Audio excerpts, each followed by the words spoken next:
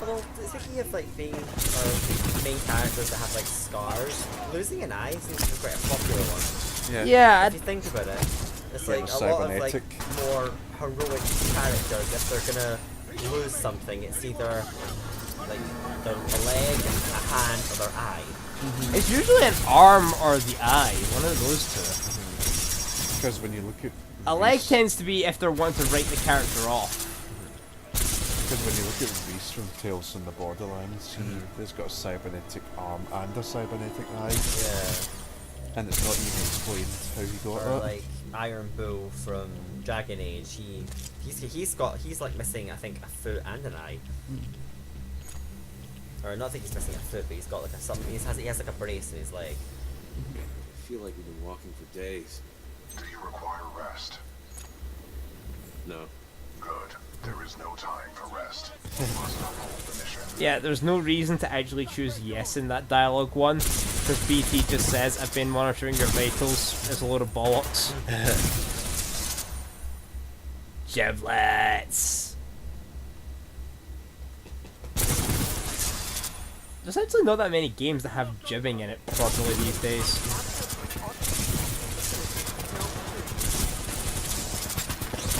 But yeah, losing an eye does seem to be a common thing. I don't really get that one. I mean, at least you can say losing an arm, or they're just following the Star Wars trend. But I don't really get the losing an eye thing.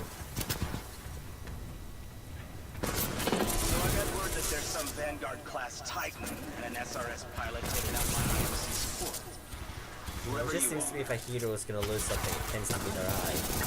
Yeah. I don't know why the eye seems like such a popular one. I just hope you're better than the last one I killed.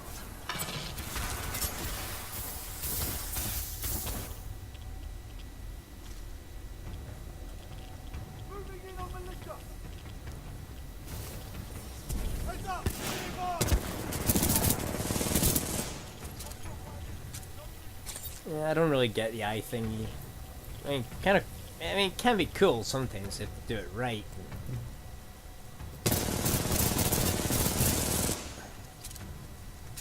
That's it. Maybe just think walking with an eye patch just makes the character look cooler. Yeah, that's sort of the problem though. It's like, you know, it ultimately just becomes, They is had it to the rule explain, of well, cool? Yeah, but why'd they lose the eye? It's like, you know, it's like, if it's, I think a lot of problems that like some of these things is, it doesn't fit into the rule of cool, which is if it's cool enough you don't have to explain it. And it's like, yeah, but even then I'm pretty sure some of us would rather like a decent explanation as opposed to people aren't really that interested in the character. Let's remove an eye.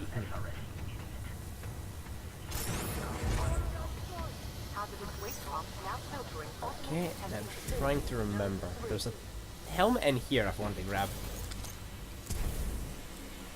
Let's just see if I remember how to get it. But that seems to be a thing, like, if you look on, like, TV tropes and you look up, I think it's Beauty is Never Tarnished. It's like quite a common thing where, like, a character goes through hell physically, but comes out and has, like, no scars, or even looks very messy. No. It's kind of like, Not even any dirt on anything. I know, they still look, you know, nice and clean and pretty, even though they've just been through a freaking war zone or something. Pilot, exercise caution. I just did the just like, you know, BT said something, I said, you can say that again. Then he just repeated it because robot doesn't understand the figure of speech. Yeah. But yeah, I mean, that's kind of annoying though. It's like, you know, it's like, you've gone through a hellish situation. You should have been suffering. I'm fine. I just have a few emotional scars. Which is true, that's what It's you like, would. yeah, You don't it's like, have I can get physical emotional scars, but Missing me already? I was not shooting at you. That would be in violation of Protocol 3. that's the sort of thing of, like, you know, if you went through, like, say, a zombie apocalypse, you're not gonna come out the other side with no injuries. Yeah, You're which is why probably Walking Dead's quite, I think, good in that regard, because when they go through hell, they look like they've gone through hell. I mean, I think that's like one of the things that's like, you know, zombie movies can get away with it because they usually have it. It's like It is good to see you two. the main cast only suffers for the course of about a day, unless it's like one of those ones of, hey, we're gonna cut to like X amount of time later, and that's sort of where some of the problems with movie versions of zombies come in, because Walking Dead, I'd say one of its strengths is it is a TV show, so it's got more time to explore the characters and just work with them. Whereas if it was, say, a movie, you've got, say, an hour and a half to set up the characters, set up the environment, have the apocalypse happen, and then have them survive through it or die at the end. Because thing with like Oh god. Remember how I mentioned the room full of tick monsters? yeah. This is it. Oh. Because think about like season like I think 4 and 5 when they're mostly on the road for quite a lot of the time. Like they look dirty. Like they look like they wear the same clothes for days on end. You would you guys actually stop at the shop and get some new clothes. Yeah. Alright, Scrubs, enough's enough. Unless you're scrambling around for food, so you'd be kind of dirty. Well, really dirty. Yeah. Yeah. So it makes a lot more sense rather than just sort of walk around and saying pit and possibly clean somehow. The only thing that people I think is kind of funny is Dolphin possibly good dentistry, despite the fact. They're all gleaming white. Yeah. Which to be fair, I get that. Like you can't ask the actors just not to brush their teeth. So it's kind of like, But I mean, isn't there like stuff that you can put on teeth so it looks like it's older and decaying? yeah, but I can understand letting that one go, but their clothes are they all got covered in dirt, they're all got wounds, makes no sense. Yeah, it's like at least something's happening. You can see like. I think Walking Dead is actually a good show to show like just general human suffering. Yeah. Shit. See those things? That's a tick mine. Oh, lovely.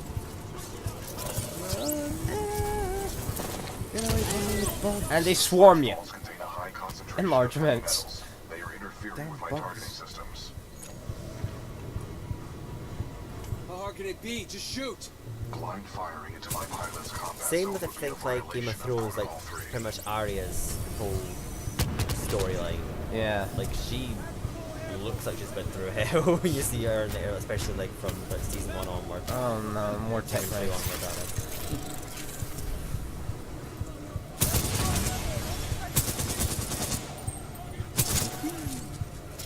Oh shit. Yeah, I'm probably gonna curse a lot in this one. I really hate those little things. Running. God damn it.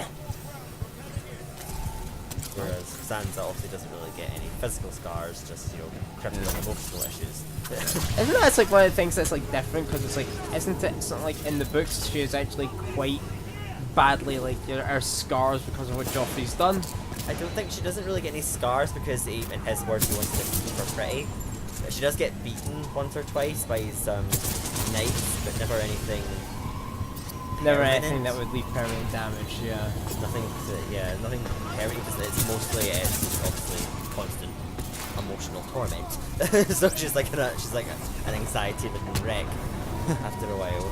But I like that she just has to sort of like retreat into herself, just be really stoic all the time, even though inside she's obviously like falling apart a wee bit because like half her family's dead. It's like, I'm so happy. oh I'm stuck. Uh-oh, imagine the No, this is good. They can't get me out here. Oh wait, no, they could.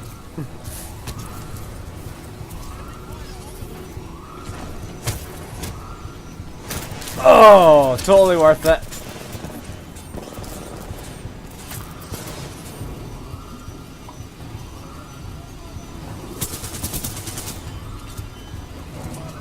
Yeah, I sort of like, I do like that, the fact that it's like, they do show that sort of differences between the difference in torment. Arya's just lived through what's basically a living hellscape, and Sansa's sort of like all the comforts of King's Landing, but having to put up with that little shit. Yeah. Not even just Joffrey, even Cersei, like she has like literally no peace or any of them, and she can't like snap back or resist because they'll probably kill her. So she quite literally has to take it all with a smile. Yeah. Even though obviously inside she fucking hates them all and just wants to go home. It's one of those things, especially because I think like first season, first book, you kind of hate Sansa a wee bit because like you're freaking moron, but season 2 and the second book onwards, you just feel so bad for her. Yeah.